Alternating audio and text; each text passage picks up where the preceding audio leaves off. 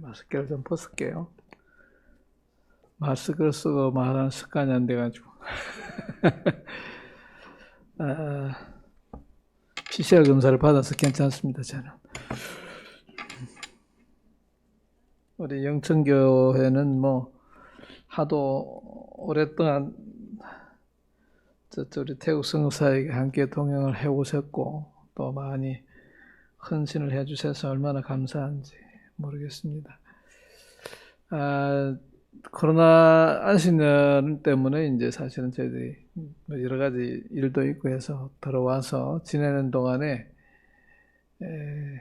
이제 한국의 봄, 여름, 가을을 한꺼번에 지낸 경우가 거의 한 25, 6년 된 것 같아요.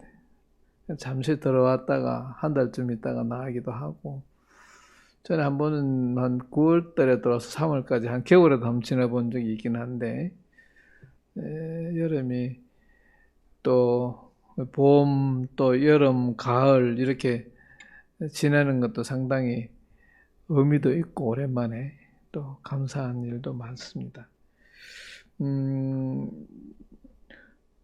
이제 뭐 아시는 분은 아시겠지만 제가 1996년도 1월 달에 이제 태국에 들어가서 지금까지 사역을 해왔고요. 그래서 사실은 처음에 한국에 안식년이라고 들어왔을 때 상당히 어색했습니다. 뭐가 너무 한국이 발전하고 또 변화가 너무 많아서 그게 따라하는 게 쉽지가 않고, 뭐 물건 하나 사는 것도 이게 그렇고 완전히 다시 적응한다고 조금 시간이 걸렸는데 요즘은 이제 살만하거든요. 근데 이제 또 가야 됩니다. 또 태국 가면 또 이제 적응하느라고 또 그럴 텐데, 이게 이제 선교사로 살아가는 사람들, 뭐 우리 성도들이 다 삶이 다 그렇게는 합니다만은, 한국 가면 뭐 한국 가도 또 한국 사람처럼 잘 못하고, 태국 가면 뭐 오래 살아도 또 태국 사람처럼 잘 못하는 그런 부분들이 늘 있는 것 같아요. 어쨌든 오늘 우리 헌신 예배를 드리는 우리 성도님들, 우리 모든 성도님들에게 또 말씀을 통해서 함께 은혜 받기를 간절히 원하고, 이제 제가 이제 지금 현재 사역하고 있는 것은 라용이라고 하는 것입니다. 리용, 뭐 자꾸 사람들이 리용 그러는데 리용은 아니고 라용. 그게 아마 태국에 여행을 오신 분들은 이제 방콕에서 내리면 파타야를 가는데, 파타야에서 다시 동쪽으로, 그러니까 캄보디아 쪽으로 1시간을 더 내려가면 라용이라고 하는 도시가 있고요. 그 라용이라는 도시는 이제 바닷가에 붙어 있는 도시고, 그리고 이제 그쪽에는 아주 맛있는 과일이 많이 나고 또 해산물도 좋고, 그래서 오시면은 맛있는 과일을 많이 들을 수 있어요. 태국 과일, 투리안 뭐 이런 거. 지금은 이제 투리안이 철이 지났습니다만, 어쨌든 그쪽에서 교회 개척 사역을 저희들이 하고 있는데, 지금 그 사역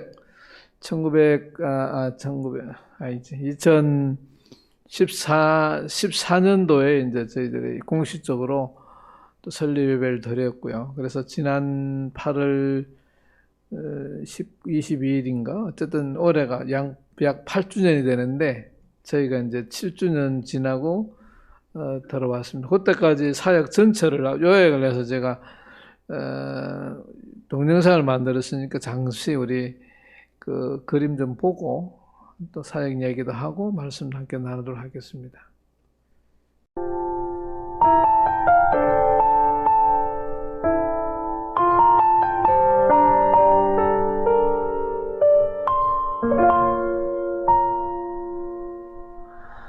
이 세상을 살아가는 동안에 나의 힘을 의지할 수 없으니, 기도하고 낙심하지 말 것은 주께서 참 소망이 되심이라. 주의 길을 걸어가는 동안에 세상의 것 의지할 수 없으니 감사하고 낙심하지 말 것을 주께서 참 기쁨이 되심이라. 하나님의 꿈이 나의 비전이 되고 예수님의 성품이 나의 인격이 되고 성령님의 권능이 나의 능력이 되길 원하고 바라고 기도합니다.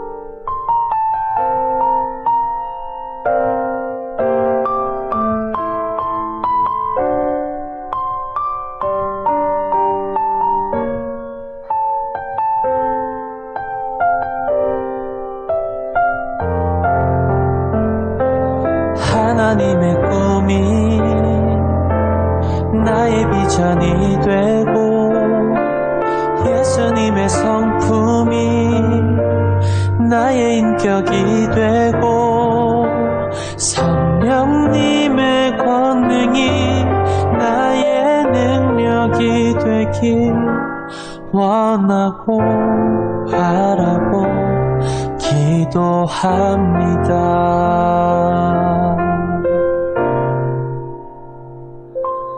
하나님의 꿈이 나의 비전이 되고 예수님의 성품이 나의 인격이 되고 성령님의 권능이 나의 능력이 되길 원하고 바라고 기도합니다. 원하고 바라고 기도합니다.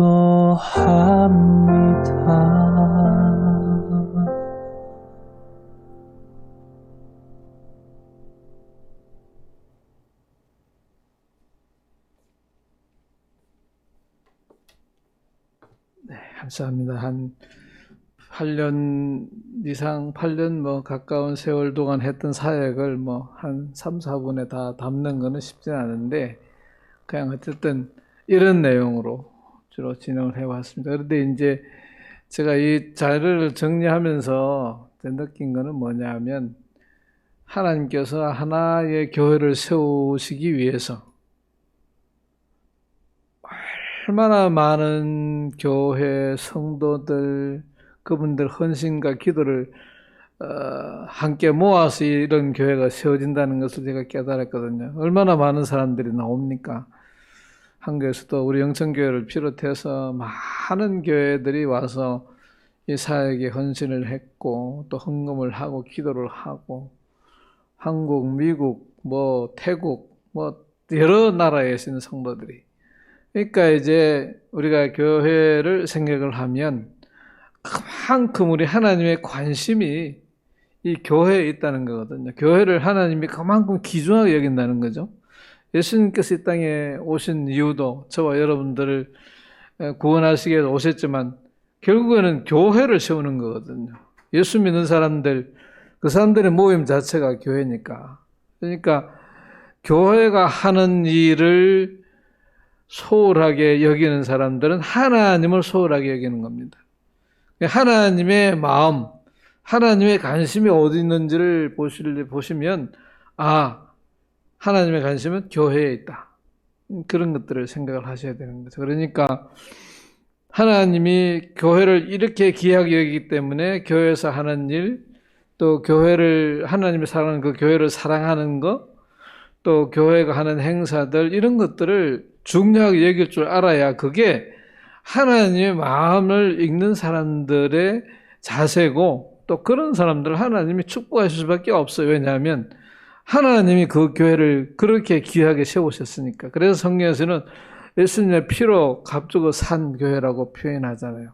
말씀을 그렇게 승가하는 이유가 있거든. 예수님께서 십자가에서 우리를 피 흘려 돌아가신 이유가 최종적인 목적은 교회를 세우는 겁니다. 교회를 세우는, 건강한 교회를 세우는 거. 그래서 그것이 우리 국내의 교회일 수도 있고 또 선교지인 교회일 수도 있습니다. 그러나 어쨌든 그 하나님의 가르침 오늘도 여전히 이 땅에 우리가 교회를 세워야 될 이유는 여전히 예수님을 모르는 사람들이 있고 또 우리 한국에는 한국보다는 이제 우리 태국이나 이런 미전도 정독이 많은 지역은 그 사람들이 복음을 들을 수 있는 가능성이 우리 한국보다 훨씬 적으니까 또 그 사람들에게는 계속해서 우리가 선교사들을 보내고 그들에게 복음을 전할 수 있는 그런 여러 가지 방법들을 강구할 필요가 있는 거죠. 저는 뭐 여러분들의 보냄을 받아서 대표로 가 있는 거고 막상 중요한 것은 이 선교사들과 함께 간다는 이 사실을 꼭 기억하셔야 됩니다. 이제 우리 라용 앞에 교회가 보시다시피 원래 저희들이 이제 선교사들은 오랫동안 선교 사역을 하다 보면 선교 원칙이라는 게 있거든. 나름대로 이제 선교사들 간에 통하는 원칙도 있고 또 제 스스로가 하나님 앞에 기도하면서 만들어진 원칙이 있는데 근데 중요한 것은 그 원칙도 때로는 하나님께서 그 원칙을 깨기를 원하실 때도 있어요. 꼭 그 원칙에 따라서만 해야 된다 그런 건 아니거든. 왜냐하면 그건 성경도 아니니까 내가 만들어 놓은 하나의 규칙, 원칙 그거는 시대에 따라 상황에 따라 좀 달라질 수도 있는 부분인데 어쨌든 우리 하나님께서 우리 라용 아홉회 교회 같은 경우에는 보통 저도 여러 개, 한 10개 이상을 교회 개척을 하고, 어떤 섬겼던 그런 경험이 있습니다만은, 우리 라용 아홉회 교회 같은 경우에는 생각보다 더 빠르게 하나님께서 교회를, 부흥시켜 주신 부분도 있고, 또 교회를 건축하게 하시기도 하고, 이렇게. 사실은 이제, 처음에 교회 건축할 때도 저희가 원하는 게 아니라, 우리 담임 목사님, 파송교회 담임 목사님이 이제 오셔가지고, 이렇게 같이 이제 선교지를 다니고 얘기하는 가운데, 그러시더라고. 박순교사, 우리 교회가 뭘 해주면 좋겠노? 이러시더라고. 그래서, 우리 홍영수 선교사가 이제, 그럼 목사님, 교회를 하나 지어주시면 어떨까요? 왜냐하면 저희들이 교회를 임대를 하고 이렇게 매월 월세가 나가는 게 불편하고 여러 가지로 그러니까 그래? 그러면 한번 같이 기도해 봅시다 이랬는데 그해 연말에 연락이 왔어요. 박선교사 교회 지을 터 한 번 더 알아보세요. 그래가지고 제가 한 6개월 정도 이제 라용 온 시내를 다 돌아다니면서 그 터를 찾는데 그것도 쉽지가 않더라고요. 돈이 아주 굉장히 많이 주면은 쉽게 땅 사겠지만은 교회 장로님 되실 한 분이 이제 그 헌신을 했어요. 자기가 장로님 되기 전에 옛날에 이제 교회를 하나 지어드리기로 하나님 앞에 헌신을 했는데 장로님 안수 받기 전에 장립 받기 전에 자기가 교회를 하나 지어드리면 좋겠다고. 그래가지고 그분이 헌금을 해가지고 그게 이제 시작이 된 거예요. 1억 2천만 원을 헌금을 했는데 장로님이 8천만 원 하고 아들 2천만 원, 자기 사위 2천만 원 그렇게 해가지고 1억 2천만 원을 이제 헌금을 해줘가지고 땅 사고 그거 가지고 교회를 지었어요. 이렇게. 물론 이제 훨씬 더 많이 들었어요. 처음에 예산보다. 한 최종적으로는 한 거의 1억 8천, 2억 가까이 들더라고요. 교회를 저렇게 지어도.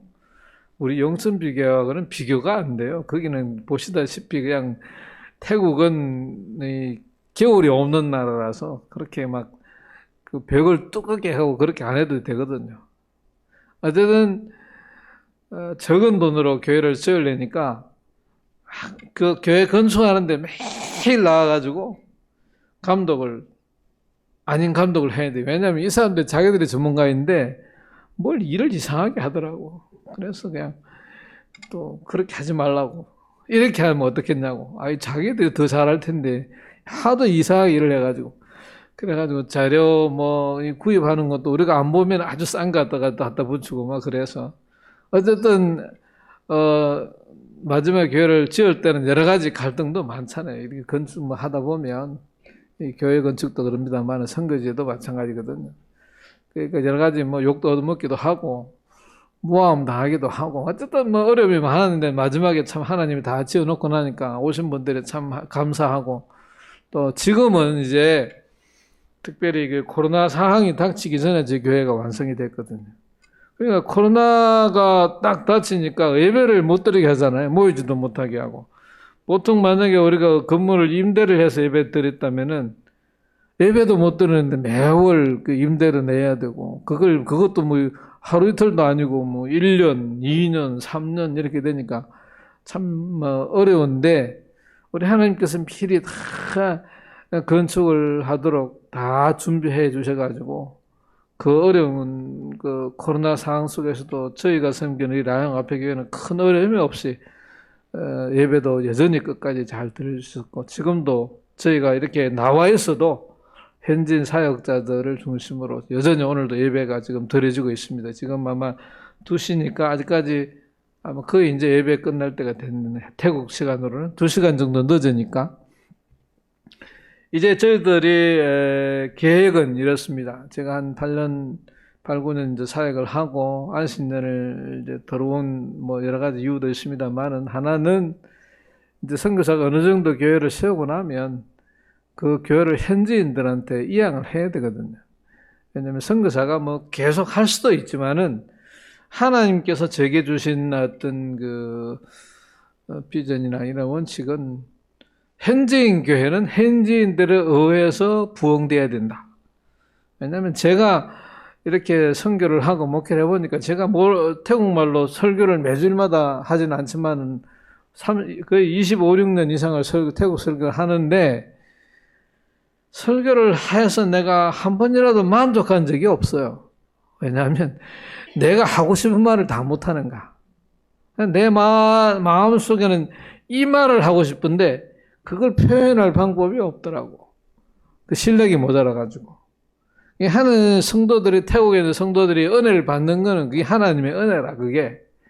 저같이 이렇게 그냥 서툴게 태국말로 해도 그래도 하나님이 은혜를 베푸시니까 그것까지 은혜 받고 교회인들 성장하고 헌신하고 하는 거 보면 이제 아무래도 이제 선교사가 있으면은 성도들이 아무래도 조금은 헌신을 덜 해요. 물질적으로도 그렇고. 믿는 구석이 있다고 생각하는지. 그래서 저희들이 제 아내 홍선교사하고 이제 얘기하면서 일단은 안식년도 가야 되지만은 일단은 빠지자. 그래서 기본적으로는 할 수 있도록 셋업을 만들어 놓고 저희들이 나왔어요. 지난 3월부터 이제 지금까지 자기들이 예배를 드리는데 자기들이 어떻게 치고받고 별 다 하겠지만 저한테 무슨 응원해달라고 여전히 이제 연락이 되잖아요. 태국 사람들 라인을 쓰는데 우리 한국 카톡을 쓰지만 라인으로 뭘 보내요. 선교사님 이래요 저래요 너한테 이러느라고 절대로 내가 응답을 안 합니다. 니네들 알아서 다 해라. 죽이 되든지 밥이 되든지 니네들이 알아서 해야지. 그걸 내가 여기서까지 이래라 저래라 하면 안 될 것 같더라고. 그래서 다 맡겨놨어. 재정적인 것도. 왜냐하면 선교사들이 있으면 아무래도 선교사가 헌금을 하면 헌금이 더 많이 나올 수도 있는데 우리가 싹 빠져버리면은 이게 이제 언젠가는 그 째놓은 그 헌금이 바닥에 날 때가 있는 거거든. 근데 그 바닥에 나봐야 이게 우리가 해야 되는 일인구나 그런 거나 할 거 아니에요. 그래서 지금은 어떻게 하는지 모르겠어. 나 지금 그냥 내가 일부러 그냥 모른 채 하고 있으니까. 계획은 그래서 이제 자립을 하도록 만드는 게 가장 목적이고 그래서 자립교회가 세워지면 들어가서 자립 예배를 드리고 나면 현재 저희는 계획은 이제 나는 2023년도부터 이제 새로운 곳에 교회 개척을 새로 시작하려고 그럽니다. 아마 우리가 있는 지금 현재 있는 그곳에서 한 50km, 40km 정도 50km 정도 떨어져 있는 그 같은 라용 도인데 끄랭이라고 하는 지역에 그 도시가 제법 뭐 지방 도시 치고 괜찮은데 이 도시 중심에 교회가 없어요. 그래서 오랫동안 기도하는 가운데 그쪽에 교회를 세우면 좋겠다 그렇게 생각을 하고 지금까지 계속 기도하고 있습니다. 아직까지 뭐 구체적으로 진행된 건 없지만은 지난 1년 이상 계속 그쪽 교회 개척을 놓고 기도하고 있습니다. 첫째는 이제 같이 사역할 수 있는 현지인 사역자가 있어야 되겠다는 생각을 하고, 그리고 우리 원칙이 그렇기 때문에 저희들이 그렇게 해왔거든요. 그다음 두 번째는 이제 같이 그쪽에서 사역할 수 있는 사역팀, 뭐 현지인들이든지 어쨌든 이 교회 개척을 할 수 있는 그런 성도들이 있으면 좋겠다 그렇게 기도를 하고 있고, 그다음에 세 번째는 좋은 장소, 예배 장소. 처음에는 뭐 교회 건물이 없으니까 교회 건물을 렌트를 해가지고 저희들이 예배를 드려야 되니까 그런 예배 장소도 필요하고, 마지막으로는 재정이 필요하잖아요. 교회 건축을 하면 건물을 렌트를 하고 나면 거기에다가 이제 또 교회 시설처럼 뭐 이런 거 이 정도는 아니지만 그래도 예배를 드릴 수 있는 것만큼 뭐 이렇게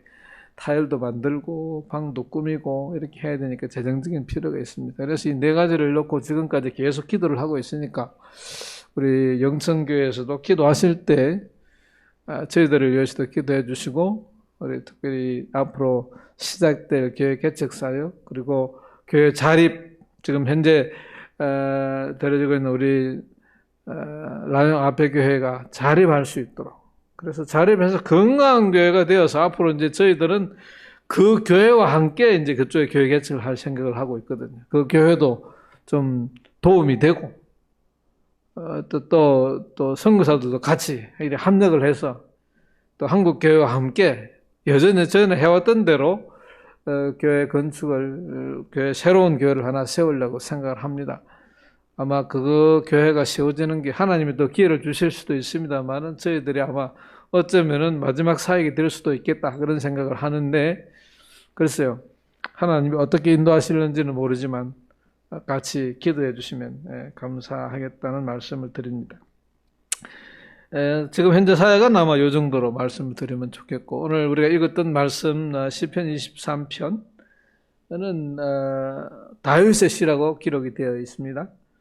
1절에 여호와는 나의 목자시니 내게 부족함이 없으리로다.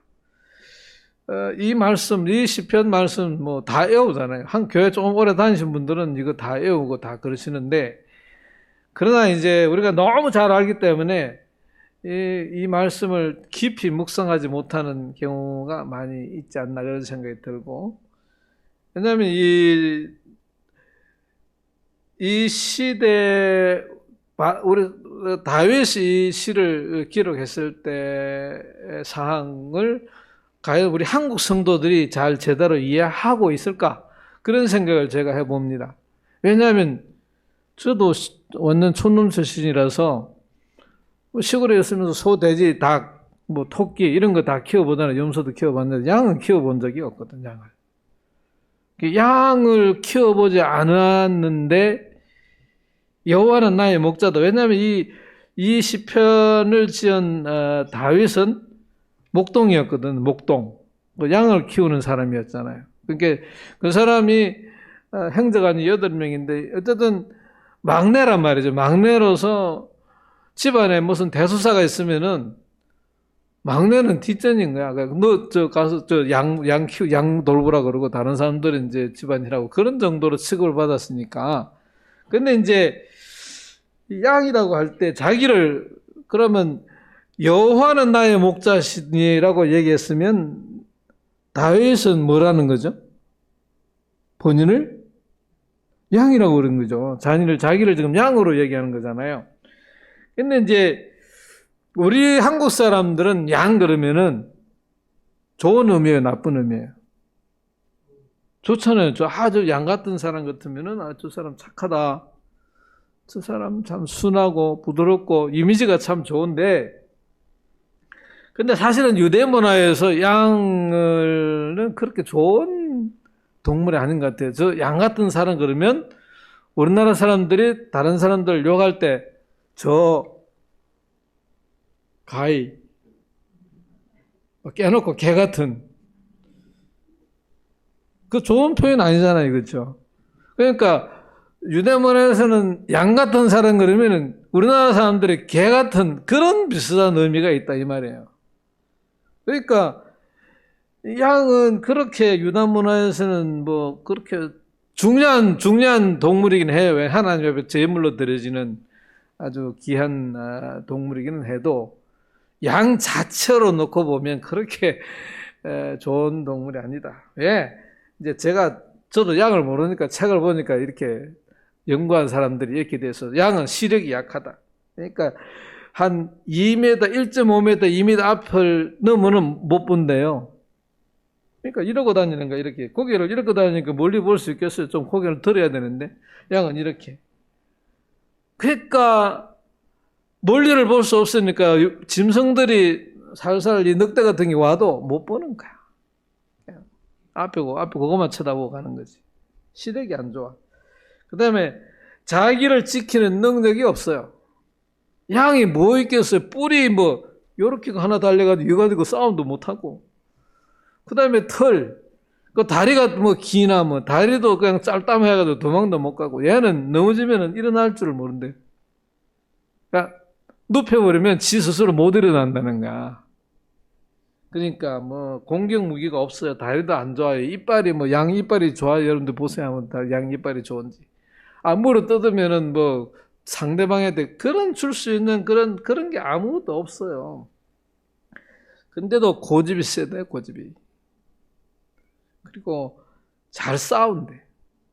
지네들끼리. 고집까지 세면은. 그러니까 우리 성경에는 이렇게 표현을 해서 이사야서 53편 6절에 보면 우리는 다 양 같아서 그릇 행하여 각기 제 길로 간대. 양은 가만히 놔두면 지 가고 싶은 대로 그냥 그걸로 쭉 가는 거예요. 그 양이 옆에 양이 어디를 가는데 쳐다보지도 않아.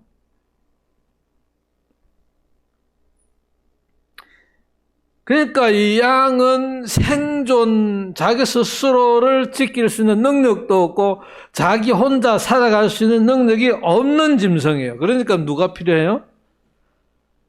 목자가 반드시 필요하다고요. 목자가 필요하다. 목자 없이는 이 양은 생존할 수가 없어요. 살아갈 수 있는 방법이 없는 거예요. 그러니까 그런데 다윗은 지금 자기를 뭐라고? 양이라고 생각하는 거잖아요.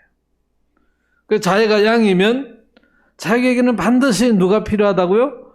목자가 필요하다. 목자가 여호와 하나님이라는 겁니다. 사랑하는 성도 여러분, 여러분들은 여러분들 스스로를 양이라고 생각하십니까? 그러니까 우리가 양을 잘 모르니까 나를 양으로 생각해 본 적이 저도 없어요. 나는 양이 아닌 것 같아. 양 같지는 않아. 제가 또 목사니까 나는 양은 아니지만은 그래도 목자쯤은 작은 목자, 새끼 목자는 되지 않을까 그런 생각을 할 수도 있는데 아니에요. 저도 어차피 목사도 양은 양이지. 하나님 앞에서는 양이 돼요. 다윗이 이런 고백, 여호와는 나의 목자신이라고 하는 이런 고백을 하는 이유를 아시겠습니까, 여러분? 그 표현, 지금 다윗이 이 시편 23편을 썼을 때는 많은 사람들이 연구를 하기를 아마 노년쯤에 썼을 거다. 젊었을 때 이 시편 23편의 이 내용을 다 표현하기는 어렵잖아요. 왜냐하면 1절에 3절까지는 괜찮은데 내가 사망의 엄침한 골짜기를 다른다. 내 원수 얘기가 나오고 뭐 이런 거 볼 때는 아마 다윗이 노년쯤에 이 시를 짓지 않았을까. 자기 인생을 되돌아보면서 하나님이 내게 부족함이 없었다. 이런 표현. 자기 자신의 인생을 되돌아볼 때 자기는 양이었다. 나같이 연약하고 부족하고 그냥 삐뚤어지게 좋아하고 넘어지기 잘하는 이러한 나를 하나님께서 나를 세우셔서 이 자리까지 이르게 하셨다. 그것이 다윗이 이 시편을 고백하는 겁니다. 그래서 내게 부족함이 없었다. 부족함이 없으리로다. 부족함이 없었다. 근데 여러분들 다윗의 삶이 부족함이 없었습니까? 다윗의 삶은 모든 삶이 충족하고 모든 것이 다 채워진 삶이었을까요? 아니잖아요. 여러분들이 다윗의 얘기를 조금만 알아도 그게 아니라는 거 알잖아요. 현실과 그가 지금 하는 고백은 다른 얘기죠. 그의 어린 시절, 물론 뭐 골리앗을 잡았을 때 잘 나갈 때도 있었지만 그 이후에 사울왕의 사유가 되면서부터 그냥 맨날 쫓겨다니고 죽을 둥 살 둥 10년 이상을 쫓겨다녔잖아요. 그리고 왕이 되고 나서는 그러면 편안했습니까? 지은 죄도 짓고 물론 바세바를 우리의 아내를 바세바를 보한 이후에 그 집안에 일어난 일들을 생각해 보세요.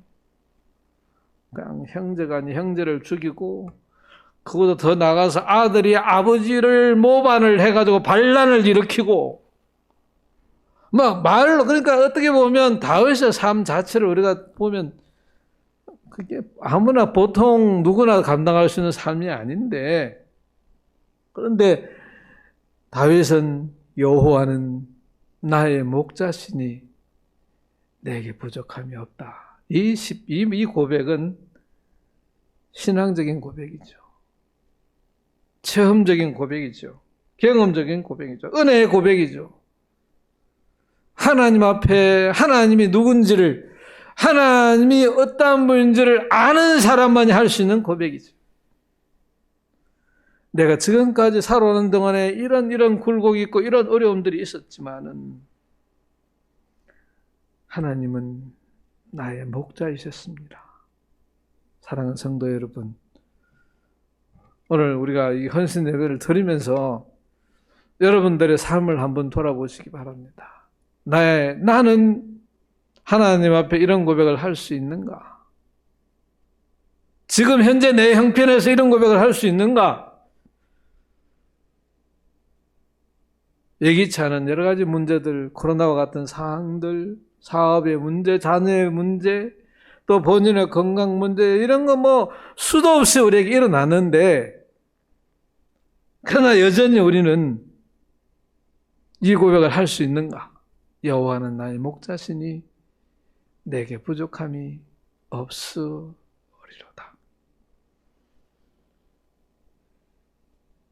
하나님의 은혜를 체험하는 사람이 하나님의 은혜를 아는 사람만이 할 수 있는 고백이죠.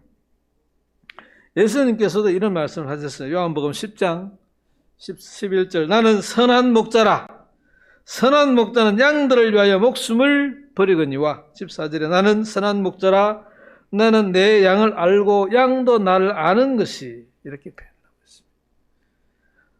예수님이 하나님의 선한 목자, 예수님이 선한 목자라면은 이 하나님은 나를 알고 나도 하나님을 알아야 되잖아요. 원래 양은 아까 처음에 말씀드린 대로 반드시 목자가 필요해요. 이 목자가 없이는 살 수가 없는데 그런데 제가 신앙생활을 하면서 또 우리가 성도들을 보면서 느낀 게 뭐냐 하면 자꾸 성도들은 하나님이 없는 세상을 만들려고 노력을 해요. 하나님이 필요 없는 세상, 하나님 앞에 기도 안 해도 되는 그런 시간들을 만들려고 하고 돈 많이 벌어서 돈 많은 사람들, 건강한 사람들, 아무 부족함이 없는 사람들 그런 사람들이 정말로 기도 열심히 하고 또 헌신 많이 하고 그럴 가능성은 그렇게 많지 않은 것 같아요. 제가 볼 때는. 그렇게 따지면은 우리가 살아가는 동안에 이 고백을 할 수 있다는 것은 정말로 복된 겁니다. 언제 이런 고백을 하죠? 우리가 어려울 때, 쉽지 않을 때. 그래서 때로는 우리에게 일어나는 그 고난이나 어려운 일들이 우리에게 유익이다. 그래서 시편 119편에서 그런 말씀을 하는 이유가 고난이 내게 유익이다라고 고백하는 이유가 바로 그런 것이죠. 오늘 우리가 또 사도 바울은 이렇게 표현을 했어요. 나는 비천에 찰 줄도 알고 풍부에 찰 줄도 알아 모든 일 곧 배부름과 배고픔과 풍부와 궁핍에도 찰 줄을 아는 일체의 비결을 배웠노라. 내게 능력 주신 자 안에서 모든 건 살 수 있다. 내게 능력 주신 자 안에서 모든 걸 할 수 있다는 게 아니라 내가 이러한 어떤 환경 속에서 내가 믿음을 지키고 하나님을 나는 나의 목자라고, 예수님을 나의 목자라고 고백할 수 있는 그러한 신앙, 그걸 할 수 있다는 겁니다. 그것이 신앙이거든. 우리가 부유할 때, 건강할 때, 모든 것이 잘 될 때는 주님, 난 목자입니다. 주님, 여호와는 나의 목자십니다. 예수님은 나의 목자십니다. 그렇게 고백하는 건 조금 쉬울 수 있죠. 그러나 다윗과 같이 강나에서 오늘 죽을지 내일 죽을지 모르는 그러한 상황 속에서도 이런 고백을 할 수 있는 것, 그것이 신앙이라고 생각을 합니다.